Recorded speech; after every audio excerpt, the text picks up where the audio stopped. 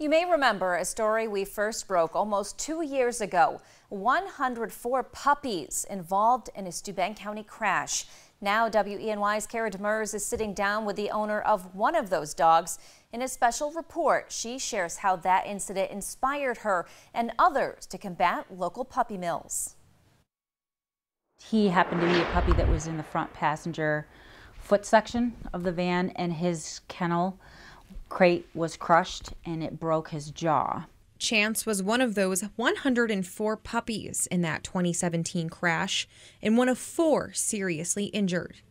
And while his jaw eventually healed, it wasn't long before his owner, Connie, knew something wasn't right. I noticed that he wasn't growing the way a normal German Shepherd puppy would grow. I started Googling, and all of a sudden Google spit out German Shepherd pituitary dwarfism. GSD, pituitary dwarfism, is a genetic disorder that can be screened for through genetic testing. But Chance came from a puppy mill, a high-volume breeding facility where genetic screening seldom happens. He suffered from dehydration, he was infested with worms, he had an upper respiratory infection. Also on board that van was Poppy. He was healing from all his illnesses that were potentially contagious. And at that point, I knew that I needed to keep him. I didn't want him to ever have to be in another cage again. This is the sad reality for thousands of dogs and puppies across the country, even in our area. As of this year, there are an estimated 52 puppy mills in New York State and 130 in Pennsylvania. Yates County in particular has been named a hotbed by activist groups. I lose sleep over it. It's hard to read about their conditions and the poor conditions that the mothers live in, and potentially how their lives can go. Last month, Bee adopted Tessa. But unlike Poppy, she was already an adult by the time she was rescued from a Midwest puppy mill. The first time I took her to go to the bathroom, I noticed she was on her front legs and her hind end was actually in the air. I reached out to some people who have rescued from puppy mills older dogs, and they're like, oh, well, they will lift themselves to poop so that their feces goes to the top of the cage so they don't have to stand in it. For these reasons, the group has been urging residents and lawmakers to get behind laws similar to those recently passed in California and Ohio.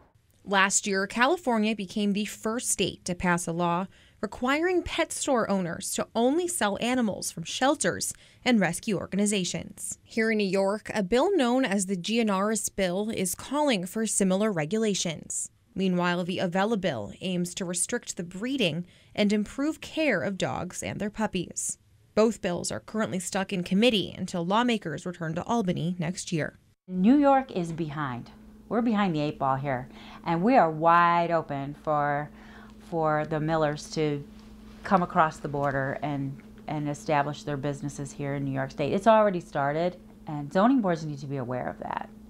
Since their research began, both Connie and Bee have begun educating communities on the dangers of these mills, attending local zoning board meetings and speaking with local leaders.